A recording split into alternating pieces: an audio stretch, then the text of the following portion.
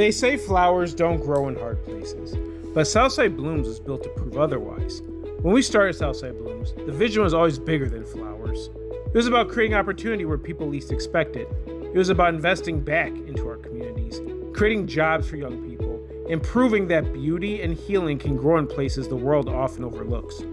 Being recognized as a Global Citizen Award recipient at the WCSS Global Citizen Awards is deeply meaningful, not just for me, but for the entire Southside Blooms family. This award represents every early morning, every challenge, every lesson, and every person who believed in what we were building. It's a reminder that purpose-driven work matters, and that impact starts right where you are.